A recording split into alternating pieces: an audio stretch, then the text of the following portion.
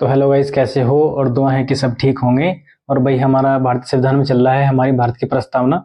और जितने भी भारत की प्रस्तावना के जितने भी हमारे क्वेश्चन हैं तो हम सब लेकर आ रहे हैं कि ताकि जितने भी बच्चे जो हमारे कंपटीशन की तैयारी कर रहे हैं तो ज़्यादा से ज़्यादा क्या है कि मैं अपने इन महत्वपूर्ण प्रश्नों को कवर कर सकें और उनको कहीं ना कहीं जितना भी उनको अच्छे से अपने पास रिपीट कर सकें कि ज़्यादातर रिपीट करो कि हाँ हमने क्या पढ़ा है और आप भी क्या पढ़ रहे हैं।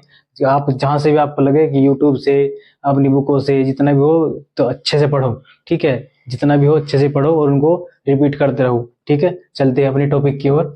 तो भाई हमारा चल रहा है भारतीय संविधान की प्रस्तावना, ठीक है, और उसके महत्वपूर्ण प्रश्न। तो भाई हमारा पहला प्रश्न है, हमारा पहला क्वेश्चन है भाई, भारत को एक गणराज्य के रूप में माना जाता है, लेकिन क्यों माना जाता है? तो माना जाता है भारत में राज्य क्या है, भारत में राजा अध्यक्ष का चुनाव होता है। क्या है? भारत में राजा अध्यक्ष का चुनाव होता है, तो इसलिए क्या करते हैं, भारत को एक गणराज्य के रूप में माना जाता है, ठीक है। चलते हैं, देखते हैं भाई अगला नेक्स्ट क्वेश्चन। नेक्स्ट हमारा संविधान की प्रस्तावना में क्या है, संविधान की जो भारत का संविधान है तो संविधान की प्रस्तावना में प्रयुक्त शब्द क्या है? प्रयुक्त शब्द क्या है? सेकुलर। क्या है? सेकुलर का अर्थ क्या है? तो सेकुलर का अर्थ क्या है भाई? सभी नागरिकों को धर्म उपासना की स्वतंत्रता है, कि कोई भी जो भारत का निवासी है वो किसी भी धर्म की उपासना कर सकता है और किसी भी धर्म को अपना सकता है, ठीक है। चलते हैं भाई नेक्स्ट क्वेश्चन की ओर अपने। तो हमारा नेक्स्ट क्वेश्चन है भाई, किस संविधान संशोधन द्वारा शब्द पथ निरपेक्ष क्या है? शब्द पंथ निरपेक्ष भारत के संविधान की प्रस्तावना में जोड़ा गया है। तो किसके द्वारा जोड़ा गया? 42वें संविधान संशोधन के द्वारा। किसके? 42वें संविधान संशोधन के द्वारा 1976 के द्वारा जोड़ा गया था, ठीक है। ये 1976 के द्वारा जोड़ा गया था। देखते हैं अपना नेक्स्ट क्वेश्चन। तो समाजवाद, अगला नेक्स्ट क्वेश्चन है, समाजवाद का अर्थ क्या है? जो हमारा समाजवाद है उसका अर्थ क्या है? तो समाजवाद का अर्थ क्या है भाई? सामाजिक न्याय। क्या है? सामाजिक न्याय, ठीक है। देखते हैं भाई अगला क्वेश्चन अपना। तो अगला क्वेश्चन है भाई हमारा, भारतीय संविधान की प्रस्तावना के अनुसार भारत के शासन की सर्वोच्च सत्ता किसमें निहित है? जो भारत की सर्वोच्च सत्ता है, जनता है, तो वो किसमें निहित है? वह सत्ता किसमें निहित है? तो जनता में है, क्योंकि भारत में क्या होता है, चुनाव होते हैं, चुनाव के दम पे चुनाव के ही यहाँ पे चुनाव होने के ही बाद पता लगता है कि हाँ यहाँ मुख्यमंत्री कौन है। हर एक गांव प्रधान से लेके बीडी मेंबर जितने भी हैं और हमारे कितने पीएम तक के क्या होता है, सबके क्या होते हैं, चुनाव होते हैं, ठीक है। तो चुनाव किसकी? जनता के आधार पर होता है जो भी होता है, ठीक है। चलो करते हैं भाई अगला नेक्स्ट क्वेश्चन। तो भारत की संप्रभुता, एकता तथा अखंडता को अक्षुण्ण क्या है?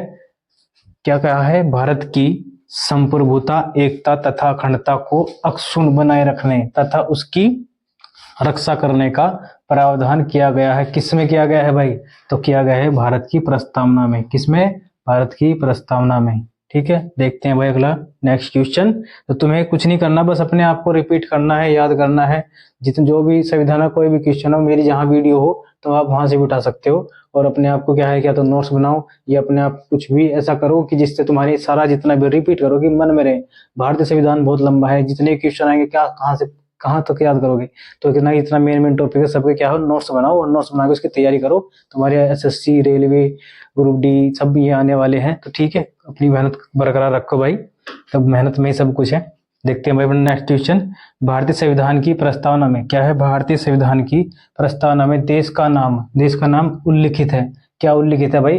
भारत एवं इंडिया। क्या? भारत एवं इंडिया, ठीक है, भारत एवं इंडिया। अगला देखते हैं नेक्स्ट क्वेश्चन।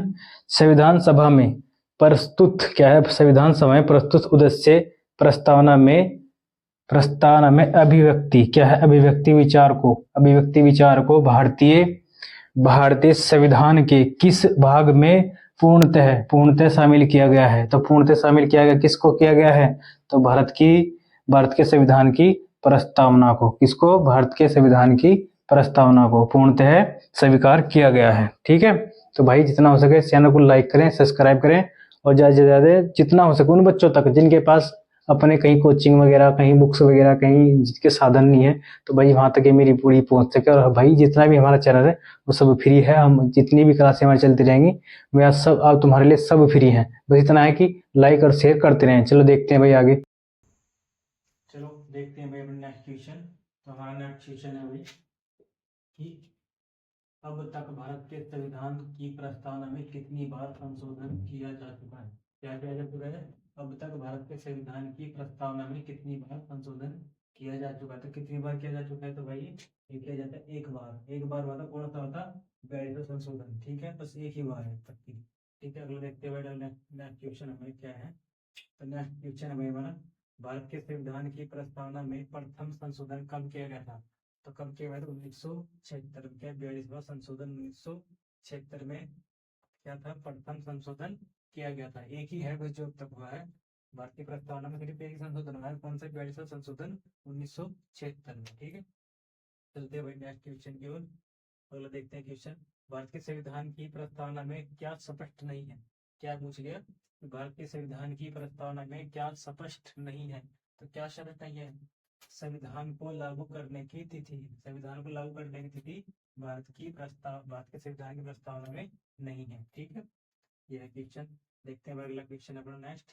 तो नेक्स्ट क्वेश्चन है भाई, भारत के संविधान की प्रस्तावना में किस स्वतंत्रता का वर्णन नहीं है? भारत के क्या गया क्वेश्चन में? स्वतंत्रता किसकी? प्रस्तावना में किसका स्वतंत्रता का वर्णन नहीं है? स्वतंत्रता किसकी? आर्थिक स्वतंत्रता। किसकी? आर्थिक स्वतंत्रता। क्वेश्चन है, भारत के संविधान की प्रस्तावना में किस स्वतंत्रता का वर्णन नहीं है? स्वतंत्रता का वर्णन नहीं है, तो किसमें नहीं है भाई? धार्मिक स्वतंत्रता का। ठीक है, अगला देखते हैं क्वेश्चन, भारतीय संविधान की प्रस्तावना में किस न्याय का वर्णन नहीं है? क्या है? किस न्याय का वर्णन नहीं है? तो किसका नहीं है भाई? धार्मिक न्याय का। किसका? धार्मिक न्याय का प्रस्तावना में वर्णन नहीं है। ठीक है, आगे देखते हैं भाई। ये क्वेश्चन सारे इंपोर्टेंट है, बहुत इंपोर्टेंट क्वेश्चन है सारे, तो सब अपने माइंड पे अच्छे से बस रटोगे, रट रट लेना कि हाँ उसका ये है, उसका ये है। क्योंकि संविधान बहुत बड़ा है और तुम्हें पढ़ने में बहुत टाइम लगेगा, इसलिए मैं सबको क्या करो, शॉर्ट जितना भी निकाल के ला रहा हूँ कि तुम जितना हो सके इसको इतना अच्छे से याद करो कि जो भी एग्जाम है तो एग्जाम में कहीं ना कहीं क्वेश्चन जरूर आएंगे। प्रस्तावना से हमेशा क्वेश्चन आते हैं। ठीक है, देखते हैं भाई अगला, संविधान के क्या, किसने सिर्फ भारतीय संविधान की प्रस्तावना को, क्या है, किसने भारतीय संविधान की प्रस्तावना को हमारे क्या संप्रभु, क्या संप्रभु, संप्रभु प्रजातांत्रिक गणतंत्र, गणतंत्र की जन्म कुंडली का, जन्म कुंडली किसने कहा भाई? के एम मुंशी ने, के एम मुंशी ने। ठीक है, किसने कहा? के एम मुंशी ने क्या कहा? जन्म कुंडली। ठीक है, अगला फिर नेक्स्ट क्वेश्चन है भाई हमारा। नेक्स्ट क्वेश्चन है, संविधान, संविधान को एक पवित्र दस्तावेज किसने कहा है? तो किसने कहा भाई? डॉक्टर भीमराव अम्बेडकर जी ने। किसने कहा? डॉक्टर भीमराव अम्बेडकर जी ने कहा है कि भारतीय संविधान की क्या है? भारतीय संविधान एक पवित्र दस्तावेज है। क्या है? पवित्र दस्तावेज है। अगला देखते हैं नेक्स्ट क्वेश्चन है भाई, भारतीय संविधान की उद्देशिका में कितने प्रकार के न्याय की व्यवस्था की गई है? तो कितने प्रकार की व्यवस्था की है भाई? 3 प्रकार की। कितने प्रकार की? 3 प्रकार की व्यवस्था की गई है। नंबर 1 है सामाजिक, नंबर 2 है आर्थिक, तथा नंबर 3 है राजनीतिक न्याय की। ठीक है, तो ये है भाई। और चलो देखते हैं भाई आगे नेक्स्ट क्वेश्चन।